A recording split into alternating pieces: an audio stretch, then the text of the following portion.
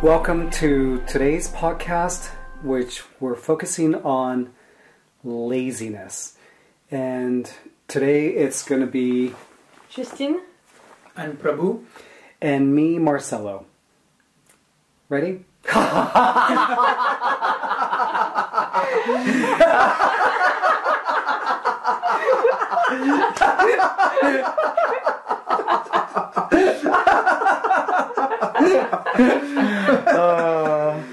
All right.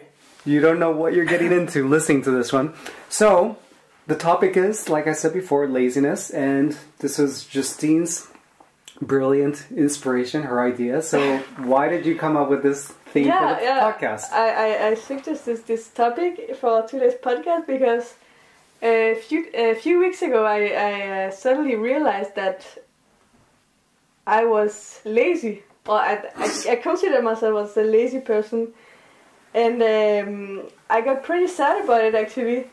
So I was really curious to discuss about it with you guys and trying to understand why I consider myself as lazy and maybe the modern society as lazy. So how did it happen for you? How did it come up? Because I realized that there's many things I don't know how to do, like basic stuff like growing my own vegetables. So instead of growing my vegetables, I go to the supermarket and buy some stuff like vegetables and ready-made stuff.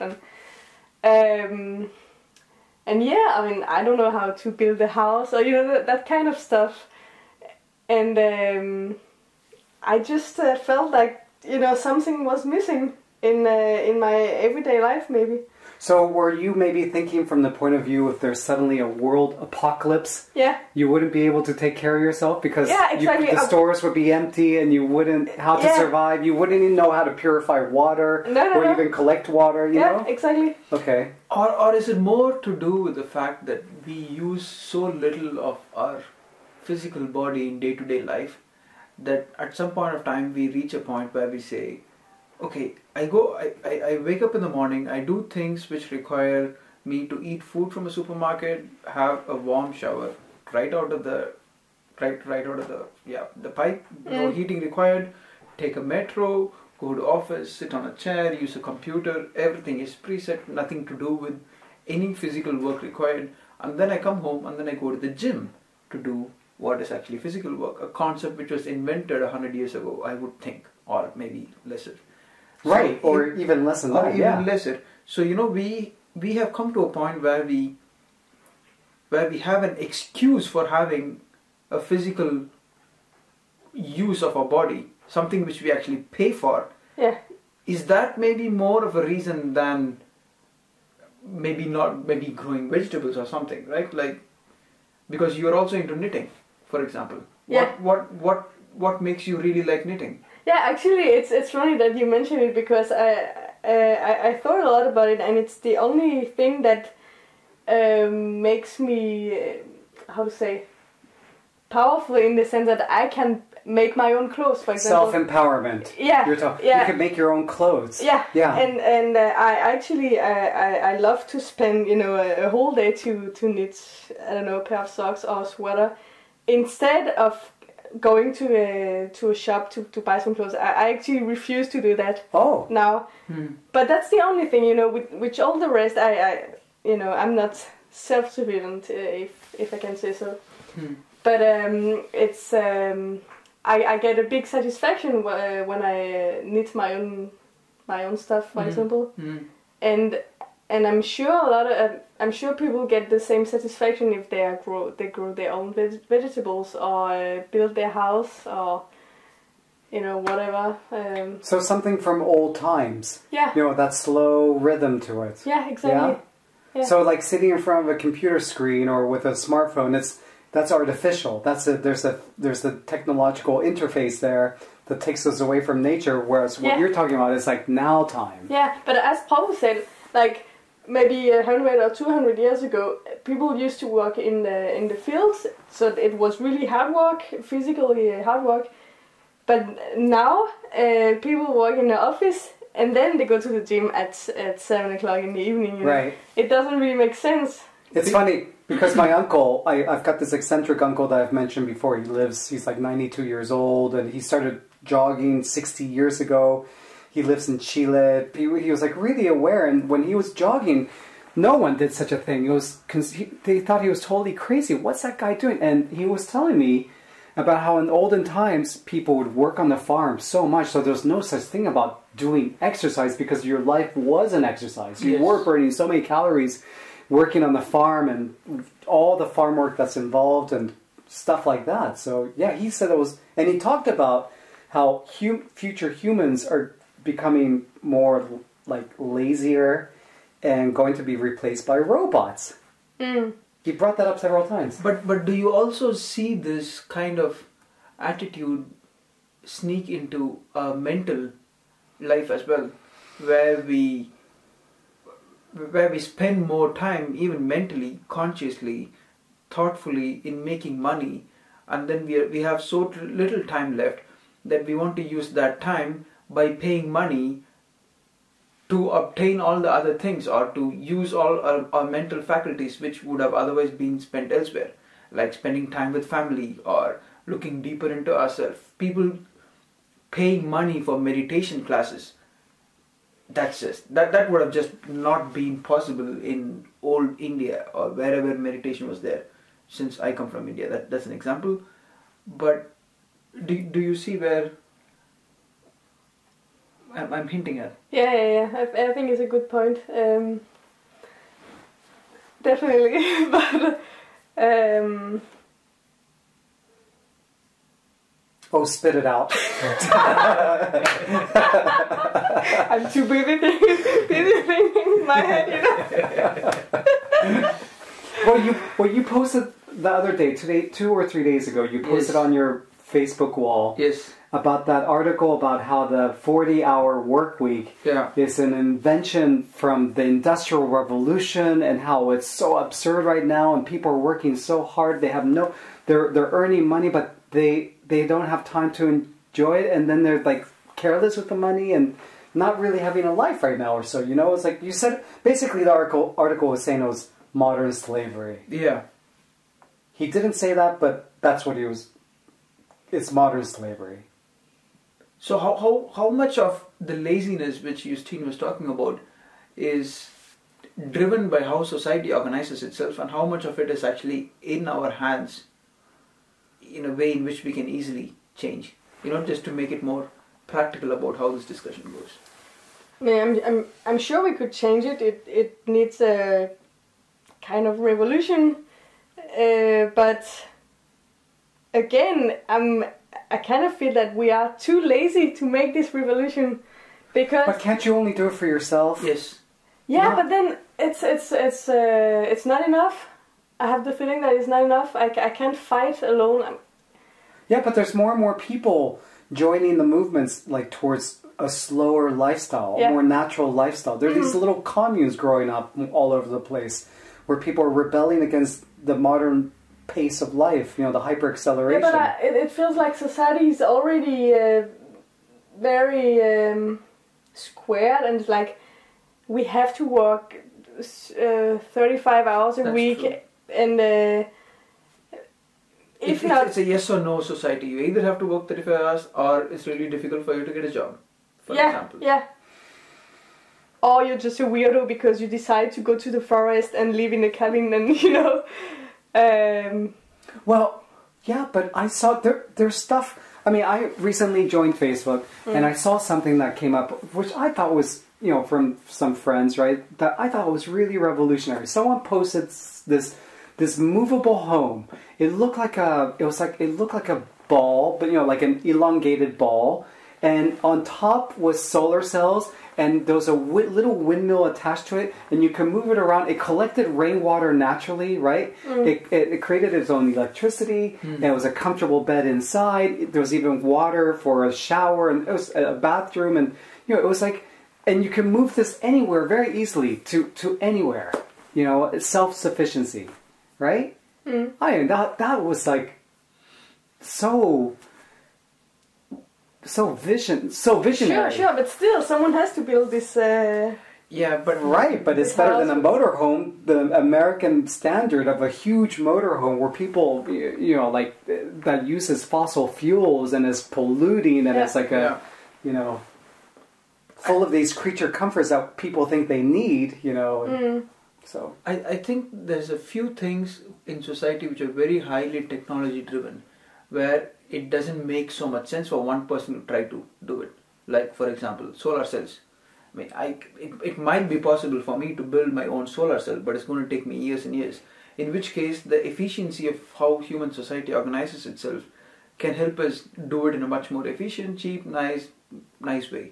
So those are high technology, very capital intensive products, let's say. And on the other side of the scale, we have a lot of products which are not high technology, which are basically being sold because of high profit margin, like vegetables, for example. The only reason we go to a supermarket than to grow our own vegetables is because it takes time, energy, and space, and space, and so on. Which we don't have in a city, and more people are living in cities now. Or, for example, let's just take Copenhagen. There's a lot of huge houses in suburbs.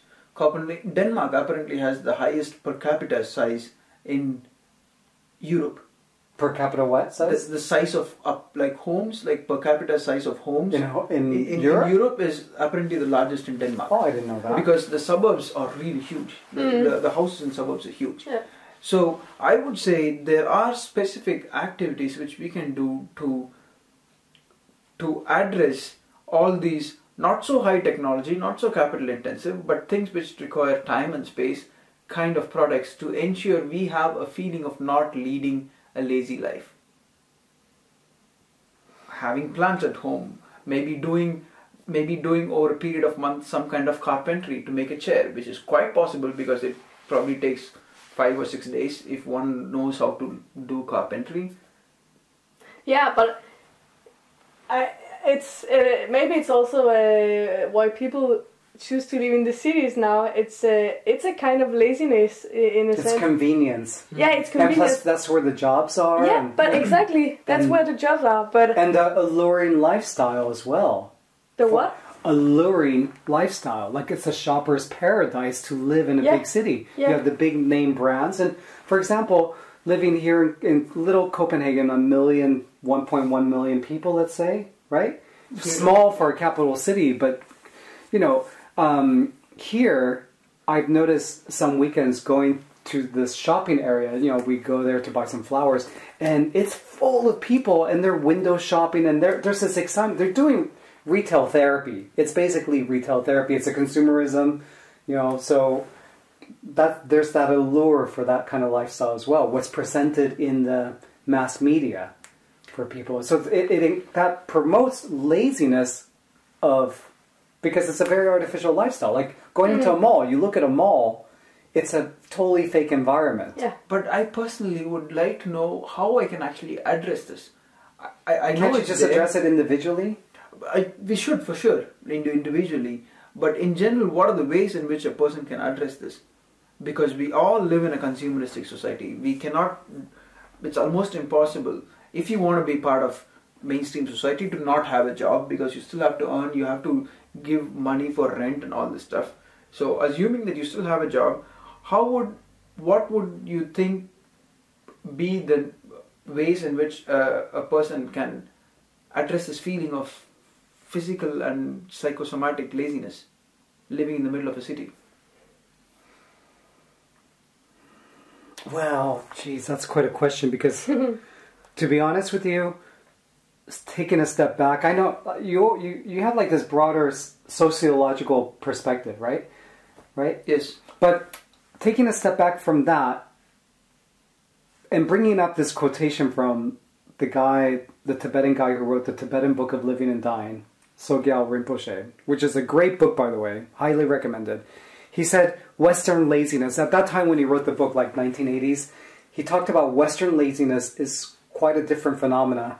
It involves filling up your whole day with so much constant activity that you never spend any time sitting by yourself alone and introspecting and really going deeper into yourself. You're always busy, and the whole, and it's not just Western laziness anymore, as we were talking before, but it's a worldwide phenomenon now. It's the norm now. So and people are so busy constantly, they never look inside. Would you say it's a kind of running away from like our deep self, or running away from existence? It's a total distraction mode. And so consequently, if you look at people, I've seen it more and more, where people are walking on the street just staring into their phones. Instead of looking at the trees, I was cycling over here, and there's a beautiful full moon. There's a bright planet right next to the moon, and I just saw no one was looking up. You know, the people I passed, you know, many of them were looking in their phones. They're looking at their phone at this little screen, reducing their focus towards existence into this little screen, when above them they've got this moon that is huge and is 300,000 kilometers away.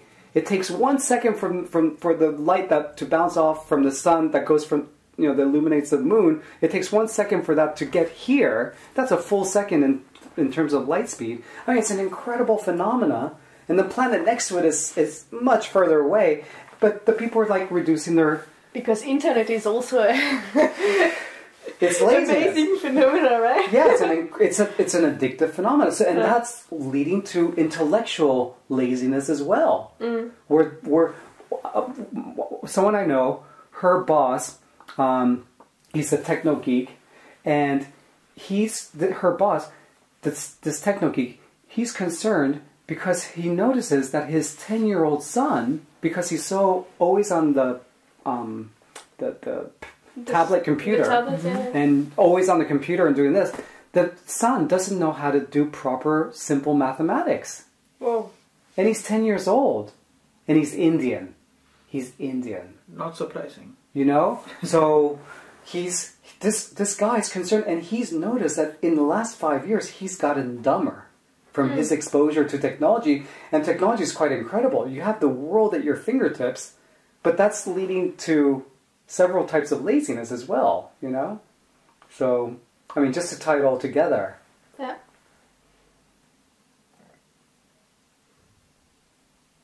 Any comments about that? Are you gonna change your ways, Justine, or gonna start growing vegetables in the bathtub, or? Well, I would love to. I don't have the space at home, but I guess I have to think about where I get my energy from. That's also something I'm concerned about. Because if I realize that I'm lazy, then I consider there's a problem. So I have to change something. Okay. And it might be both physical and intellectual laziness. So I don't know. Well, have you noticed you've been affected intellectually as well? Like what I was just mentioning, or in terms of intellectual laziness? I mean, you have an old phone. You don't have a smartphone, mind you. Yeah. So it's mostly because I don't feel that I learn much, that I learn so much. You know, in my everyday life. Like. You mean compared to what you can learn on the laptop? No, compared with to what I could learn, you know. Oh. Yeah. I'm just like. Well, because a common friend of ours, I remember he mentioned once that he noticed he was a member of a book club, okay? And he noticed that when with the other people that were talking about a book that they had spent the last week reading individually, that when they were talking about it together, he had not read some parts of the book that the others mentioned, and he realized that because he was skimming so many articles on the internet, that he was not fully reading the articles because he got into the habit of skimming. So a physical book that he was holding in his hands, he started skimming the book instead of actually reading the book, and consequently he was quite shocked when he realized that he was not absorbing what he was reading. Wow, interesting. Yeah. You know? So that's, I mean, there's these things happening which are quite, when you take a step back and you look at it, you're like, oh my God, what's happening to our human family here? Yeah, but I think some of these have to do with natural evolution. For example, things which might have happened when people moved from non-library book related information spreading to like having books all the time, and where they choose not to read some chapters, where they chose to read some chapters, to moving into television, information which is given to you which you just absorb because you think it's true, to a more internet based information where everything is dispersed, and now you have everything in the whole in the whole world in your palm, where you just choose to activate or accept either this part of information or that part of information. And I'm sure some of this behavioral aspects would for sure move on into other forms in which people get information as well. So the short attention deficit which we face when we read articles on the internet, I'm sure would also impact how we read books, or how college kids read university textbooks, or school kids not having enough time to do their homeworks, for example, or preferring to do homeworks in laptops and so on. But I think, considering and assuming that this is the natural evolution which has happened, You're calling this a natural evolution? I think everything is natural. We are not born out of nature. Everything is natural. Right, of but course, the information overload does not seem natural at all. It's like it does not. It does not on immediate by looking at it immediately. But I would say democratization of information is a very natural thing. Nature always respects differences. Democracy.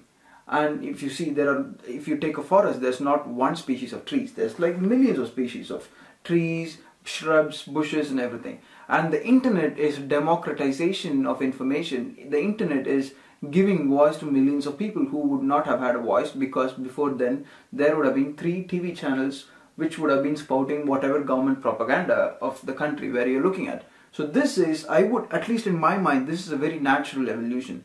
Now, how do we deal with this natural evolution? That is a much more broader question. How do we ensure that we use it to the advantages or for its advantages, than to assume that all of it is not so good? Because revolutions wouldn't happen without internet. People wouldn't know things which have been hidden from them for centuries without the internet.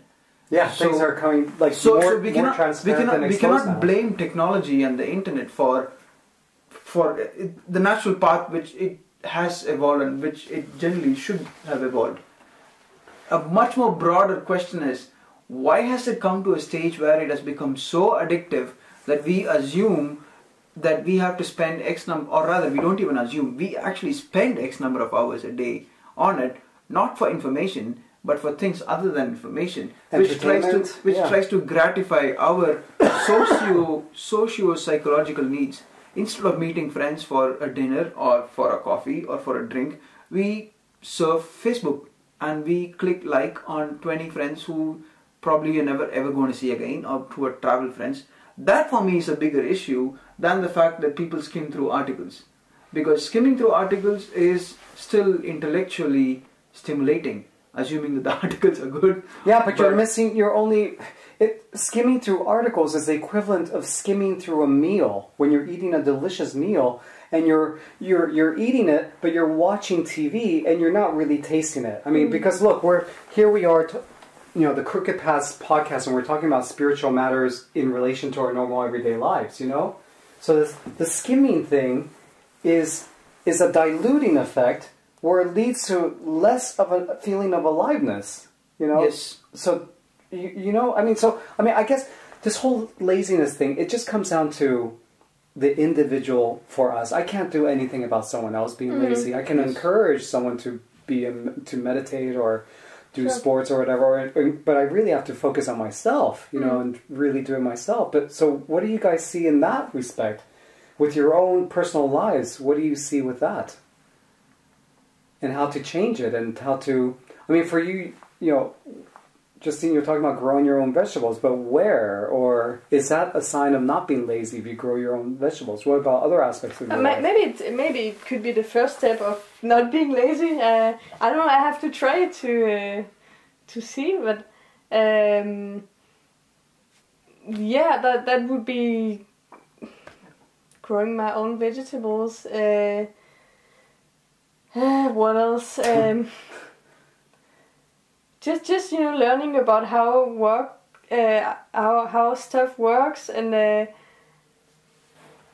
not being ignorant. So you're talking about really giving space for your curiosity. Yeah. Okay. So not just skimming through things, but if you are interested in something, you really go into it deep and watch documentaries about it and this and that. And yeah, exactly. I just feel that I don't have time enough because I have to earn money to pay the rent and buy food and buy stuff. But you've done a conscious decision in your life to work less. Yeah, that's true. Yeah, right. That's true. Yeah, so you're like you've taken a step back from that, and yeah.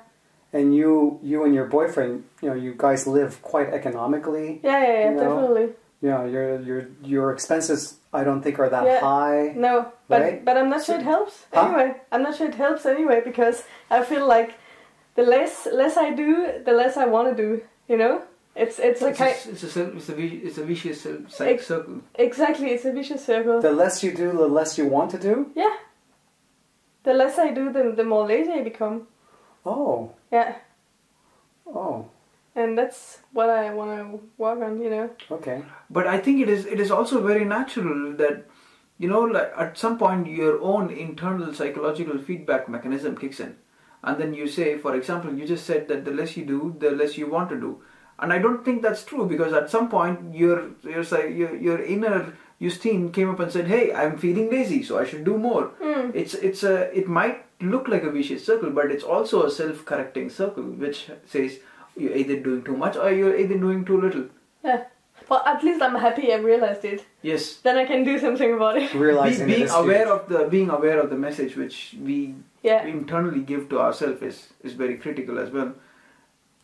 That's the same thing in meditation, for example. To become aware that you're not aware. Yeah.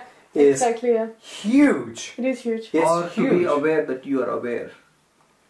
To be aware that you're aware, which happens less often, in general. But until you start focusing on that and exercising that inner muscle, but to become aware of something and then to take action against it, I think that's a very powerful thing. Like for me, what was very important was hearing a quote by Plato 2,600 years ago. He said, the first step is more than half of the journey.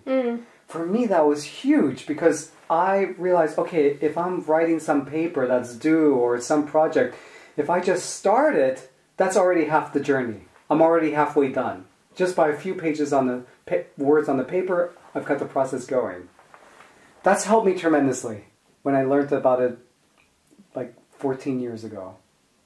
But Prabhu, what about with you in your own personal life? Have you noticed some things where, with the laziness aspect, or have you decided to change things, or? Of course, there's been a few times where I have felt that I am not, or rather, where I have been doing things which I would rather not do, and I have been skipping things which I would rather do, which is a sort of mental laziness in choosing the right options. So, for example, staying later at work because you don't have to come home early, or because your friends are out, or like filling up time because time has to be filled, for example. But I have made, of course, a few choices over the years. One of the biggest choices I made, for example, was to not go or not read mainstream news because it's just very lazy. It's given to me. All I have to do is sit back on my couch and listen to a person tell me this is what is happening in the world. And the mainstream media is so controlled, and it's manipulative as well. It's just a few companies owning, most of the information coming out there. Yeah. So this laziness was something I decided to take it head on, because this was what defined my worldview. This was what I was thinking about, like whenever I read any news, or whenever I talk to people, or whenever I go on Facebook. So the way I did that was, of course, reading more and more, like not just skimming, but reading articles much more deeper, understanding, analyzing.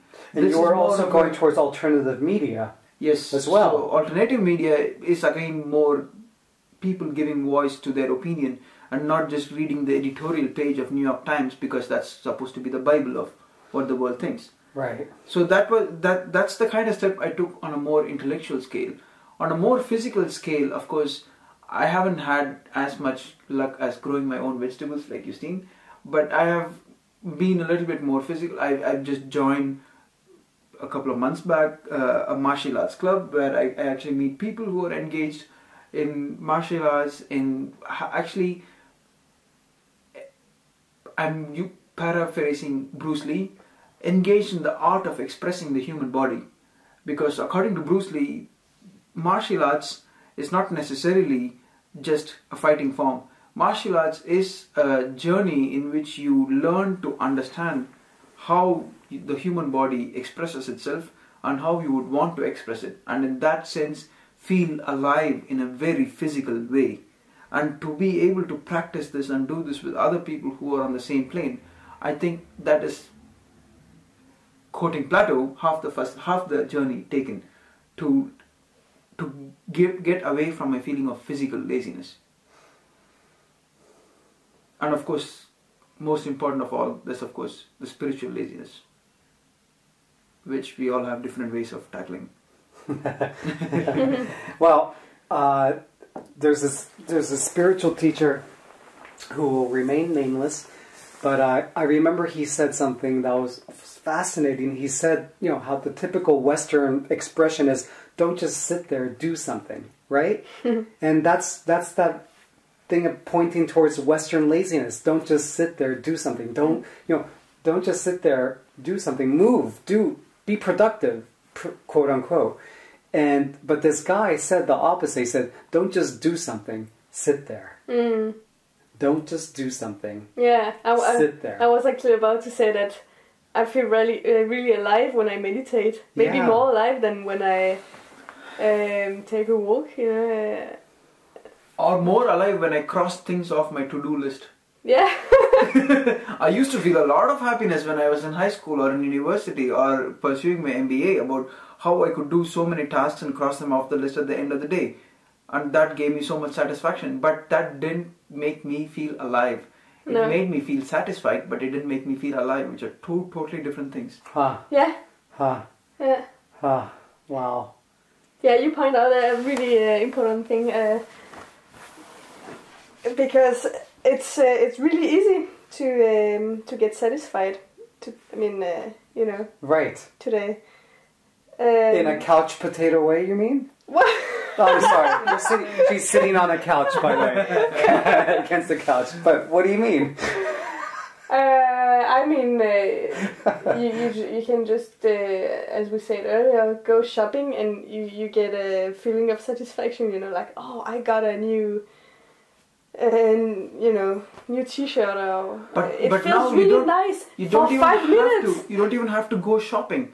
You sit in the office, you order online on Amazon, all you do is pick up the package on the way from the metro station to home from the post office, and you feel satisfied. Yeah. Why do you feel satisfied? Because you spent money which you have been sitting and earning for during the day on something without any physical work involved. It's just gratification. But honestly, you get satisfied for 5 or 10 minutes. Yeah, for a short time. For Absolutely. a very short time. It's ego-driven. Yeah, totally. Yeah. Totally. But when you're working on yourself, like meditating, doing yoga, or all these nice things, you feel really alive, and it's not a 5 minutes good feeling. It's it actually stays with you. Yeah. This morning I meditated for 20 minutes. It made my day. It stayed with you for the whole day. Exactly. I had a really nice day.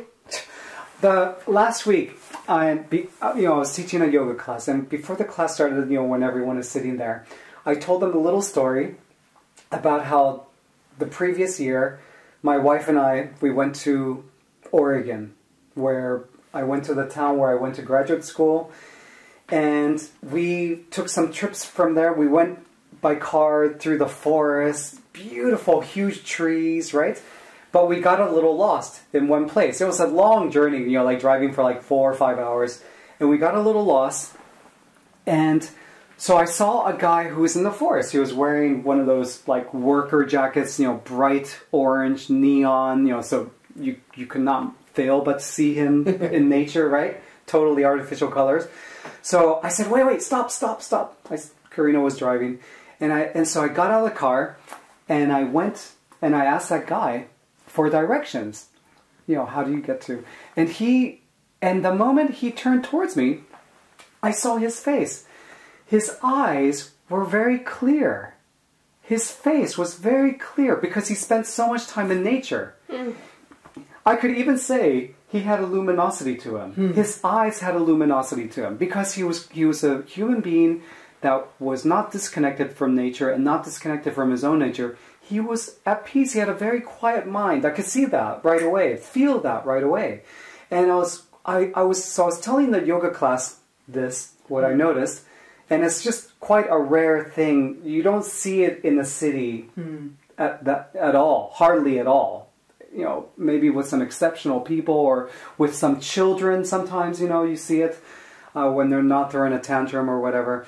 But so I saw it very clearly with this guy, and I was telling the yoga class, and I told him, you know where else I see it?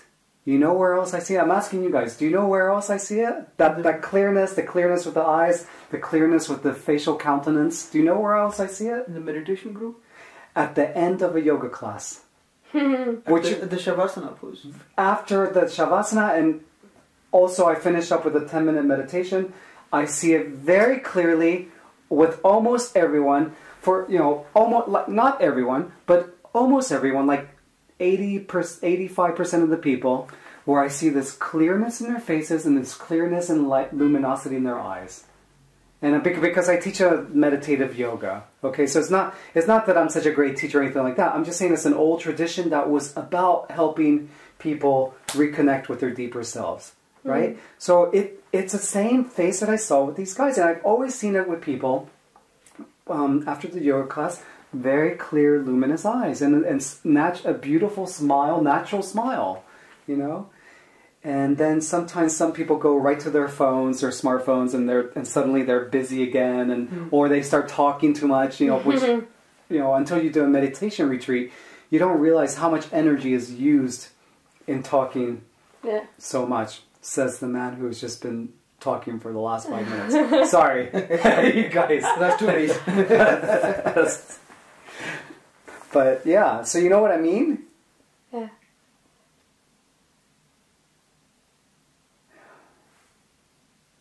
Yeah, so it's, I feel that more people are becoming aware that there are limitations to the modern lifestyle.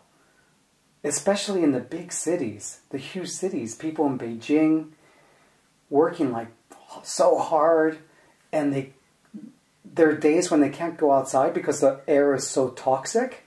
Many days that they can't go outside. When we were in Los Angeles last year, there was so much traffic in the highways. It took so long to get some places. We didn't even bother going out at times. You know? Here in Little Copenhagen, we're so lucky. You could get anywhere on a bicycle pretty quickly. Yeah. Yeah. So, in terms of laziness, your own personal laziness, what else are you thinking about? In my mind, it was only those 3 types of laziness that I referred to, which was intellectual or spiritual or physical.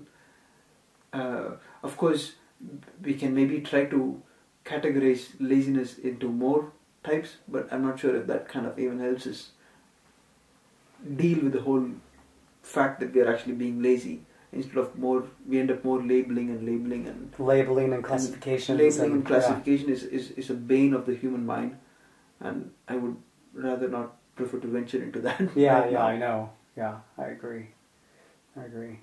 Yeah, and for me, I would say that the big issue is that I'm too far from nature. Maybe we are too far from nature. We are. I miss nature. Yeah.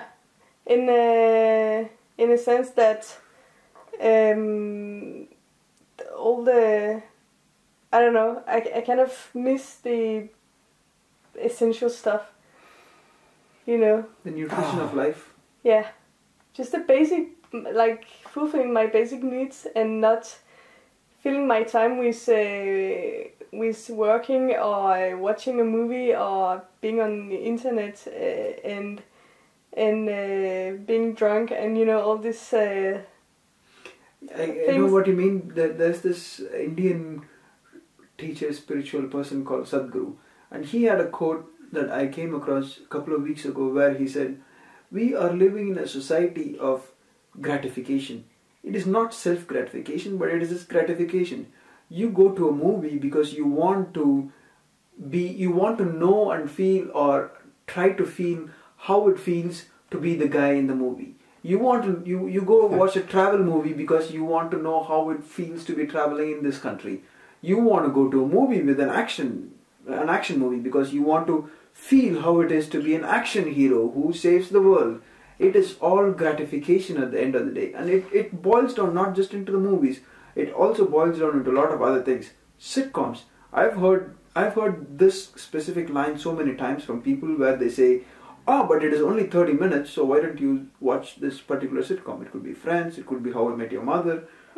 But at the end of the day, if you boil the equation down to your whole life, that's 6 seasons into, I don't know, God knows how many episodes. Let's say 30 episodes, that's 180 episodes into half an hour. That's 90 hours of your life on a sitcom because you assume that it only takes 30 minutes for that 30 minutes of daily gratification that you so really, really want, which you could get by a lot of other things, going into a park and feeling yourself, or going into a...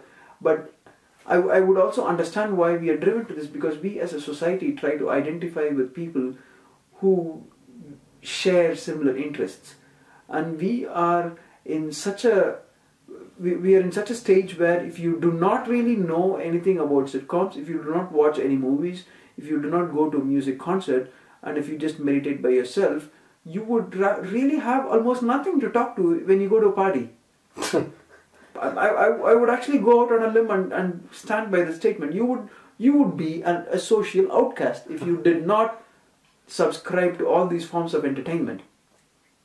Yeah, I know what you're talking about. Yeah, me I've too, experienced that. Yeah, I've experienced I also that. did. Yeah, I mean, having been out of Facebook for like 200 years, Marcelo, you exactly know what I'm talking about.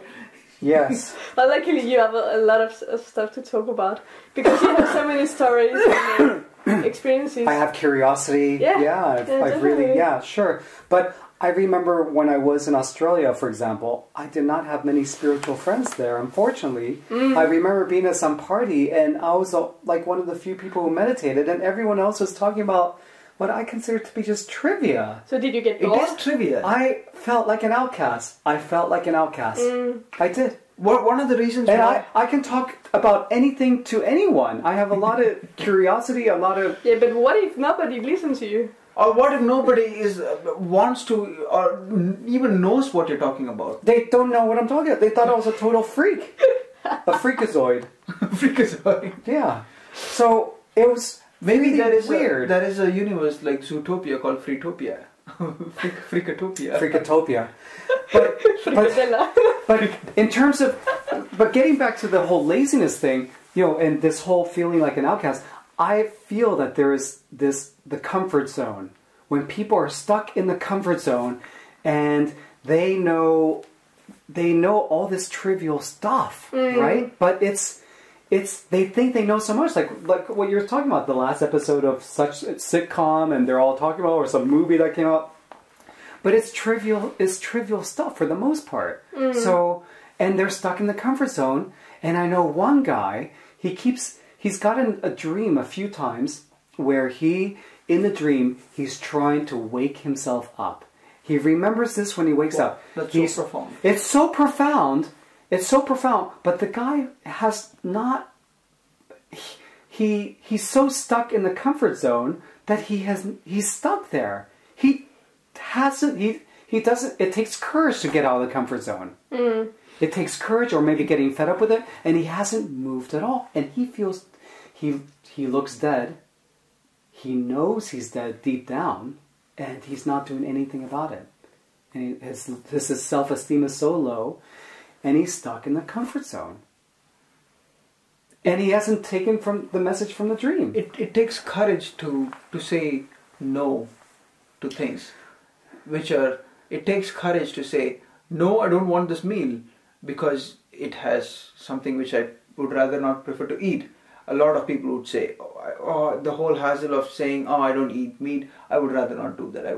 It takes, and this was just an example. Or I don't eat processed foods. I don't eat processed food, I don't eat sugar, I don't eat cake, or this is just food, right? But I don't want to belong to this group, even though the whole world thinks this is the coolest group to be with. I don't want to go to this party, even though the whole city is expecting everyone to be there, because maybe it's just not what I want. So I would say that, it's like one of those psychological tricks. Maybe there's a name which you're aware of. When you want to distract kids from things that they should not be doing, you just don't tell them, oh, don't think about that, or that's not the good thing to do. You replace that with something else. So at least in my mind, the trick to make sure we do things which matters is to replace what is not really what we really want, like going to this party with people who talk about all sitcoms, which you have probably never seen, with something else, a group of people who might not really be very cool in a very societal sense of way, but with whom you have a sense of belonging. In a way, a satsang. A satsang in Sanskrit, the word sang is communion, and the word sat means truth. But in this case, it could either be truth or the inner self. So essentially, with other people who share the same interest, it is communion with your inner self, even though you're sitting with other people. So you essentially replace an externally driven, externally signaled, externally influenced, externally motivated world with something which has an external aspect to it, but which is mainly asking you to go deeper inside, which is the satsang. Yeah, and it's a supportive group as well. The Buddha talked about that too. The sangha, your group of fellow monks or nuns or spiritual people for offering self-support, because most of the world, even at that time, 2,600 years ago, most of the people were trivial and didn't think about these things and had very heavy heads, and yeah. But doing the things that are outside of the norm, in that note that you just mentioned, that reminded me, I used to be a member of an amateur astronomy club. Did I ever tell you guys? No. Oh, so I was a member of this amateur astronomy club, and it was so interesting. There were guys in there who were techno geeks, right? And they would make their own telescopes. The telescopes were more than 2 meters long. They had a base mirror that was like this big. They had to send the mirror to some special labs because they're quite thick, and you can't have any imperfections in the mirror, so it's all flat, so you can really capture the image. And I remember being with these people, and we had that telescope pointed at Jupiter. So I'm watching Jupiter, and it takes the light from Jupiter to get here. It takes how long is it? Like, I think 20 minutes or 30 minutes approximately. It's so far away. So I'm watching this. I'm watching Jupiter, and Jupiter has all these number of moons going around, and I'm watching this one moon that's moving around Jupiter, and it's about to disappear around the back of Jupiter. And it's like, I'm watching this that happened 30 minutes ago, let's say. But I'm watching it, for me it's live, and it's like so far away with this powerful telescope. But what I'm getting at with the story was that these people that I really enjoyed hanging out with, they were like these goofy scientific types with awkward social skills, and I didn't know what they looked like because we only met in the total darkness. and I grew up in Los Angeles. Hollywood is basically the capital of Los Angeles. Psychologically speaking, Hollywood's the capital of the U.S. Even more so. Look at the whole election process. It's entertainment, right? It's theatrics. And so there I was, with these people in the total darkness, because you go out to look at the stars when there's no moon, and they only have black lights, and so didn't know what anyone looked like. Hey, bye John, bye Steve, hey, bye Joanne, hey, it's nice. Well, John you couldn't say just say nice seeing you.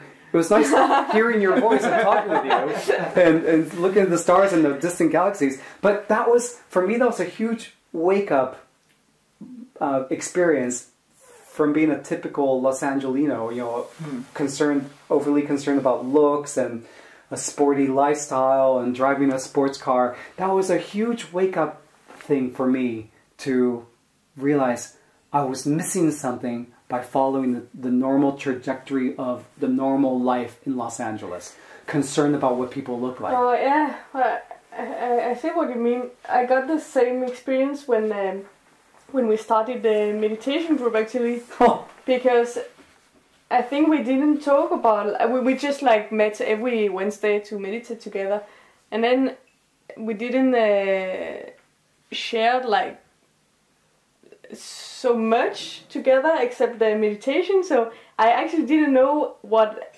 everyone, like what job they were doing, or how old they were, or where they came from. You know, it didn't really matter to me. It became less important. Yeah, totally. Yeah. Because what was important was to share experiences about meditation and spirituality. And not a theoretical aspect of it, but from your own experience. Yeah. Or rather, not share all the labels which people share when they generally meet someone. I am from here, I do this. This is my job. This is my job. This is what I studied. This is where I come from. This is where I'm going traveling. Because then you're already in a box, you know, if you share all these informations. Yeah. And you get some, I don't know, some fake ideas about someone. Right. Start judging. Yeah, exactly. Yes. And I remember I really enjoyed these few months where I had no idea what people were doing. Right. And I should have told you where I came from.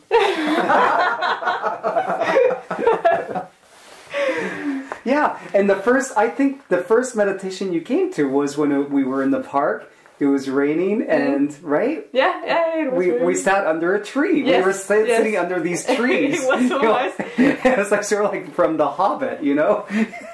We're all like, and then there was this weird guy talking all the time.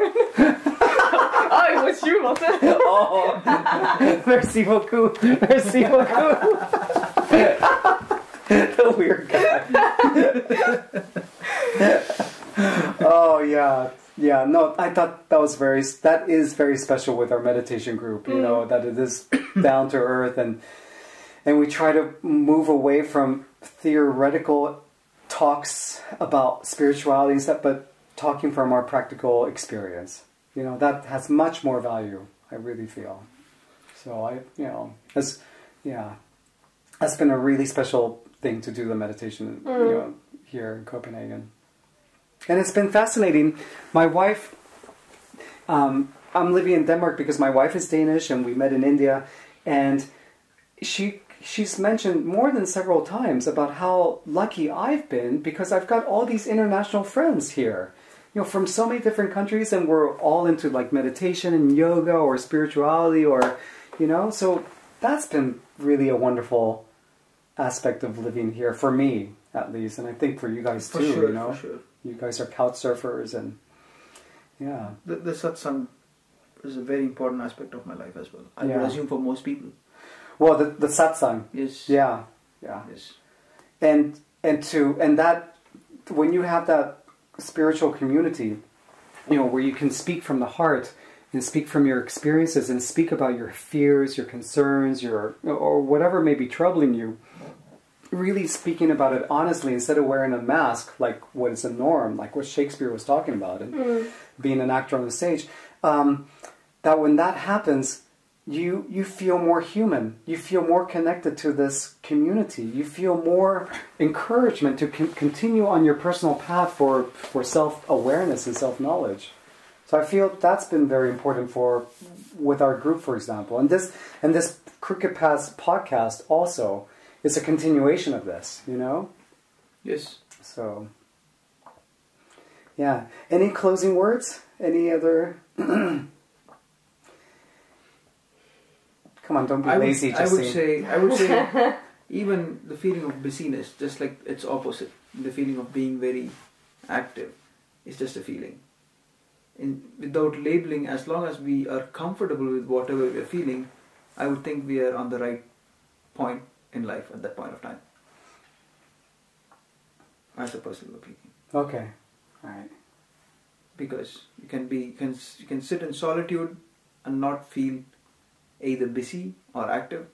You can be in the middle of a job, in the middle of a meeting about the whole strategy for the next 200 years, and you could feel absolutely wretched about not doing anything in life.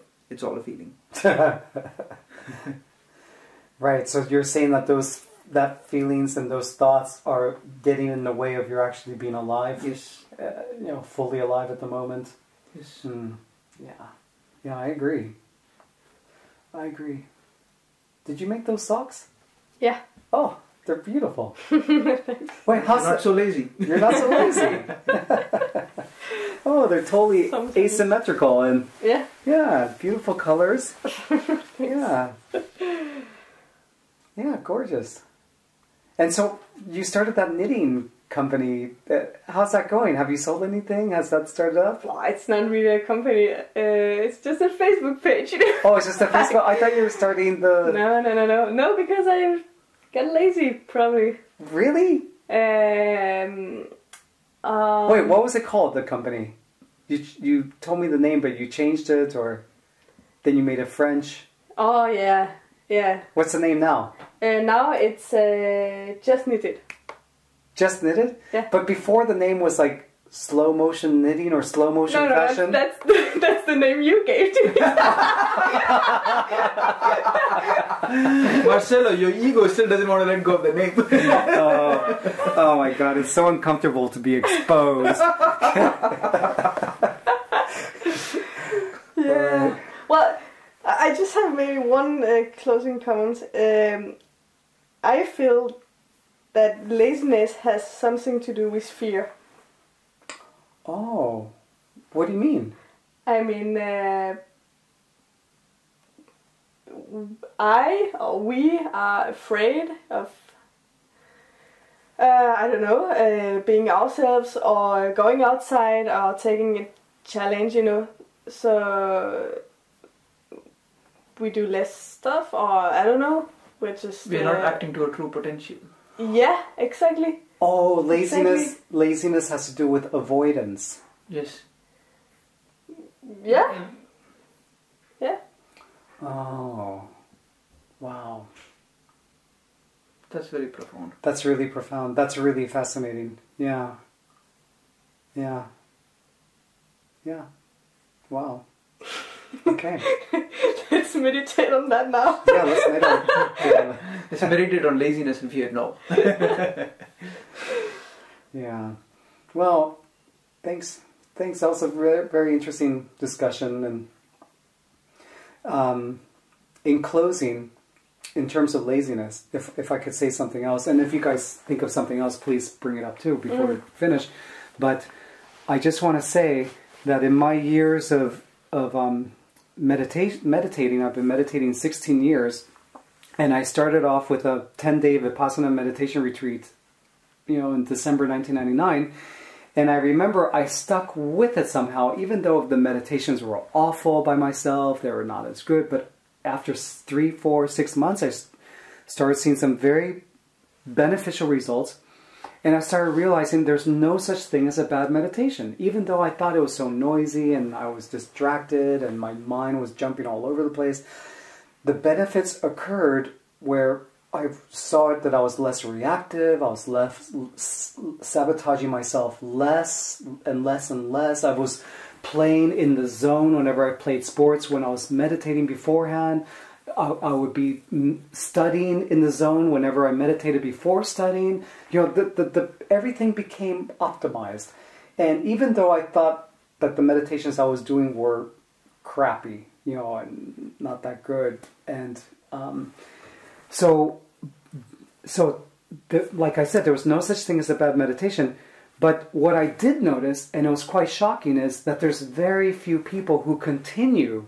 They stop doing it. They lose the momentum and they don't continue. And for some sort of self-sabotaging reason, when even a little bit of effort keeps the momentum going forward in a positive sense, I mean, going forward in terms of cleaning oneself out of misperceptions and becoming more deeply ingrained in the awareness of who you already are and have always been, this deeper self of yours, you know. So that's, in terms of laziness on the spiritual path, I'd say laziness on the spiritual path is really so destructive, because even a little bit of daily meditation or daily self-awareness when gardening or when playing sports or when walking towards a metro station or riding a bicycle or driving a car, whatever, even that intentional focus, meditative focus, is so powerful and counterbalancing in a productive way, you know, connecting us with her. So I just want to say that, you know, if any other closing comments. Yeah. Okay. So thanks for joining us for this podcast. We hope you enjoyed it. And we hope you laughed a little bit. Okay? So have a great week and a great life. A bientôt. Ciao. Bye. Hi. Hi. How do you say bye in Pakalam in Tamil. I'm just going to say see you again. Okay, pakalam? Pakalam. How do you say it in Hindi? Fir milenge. What? Fir milenge. Fir We'll meet milenge. you again. Okay. Bye, guys. Bye.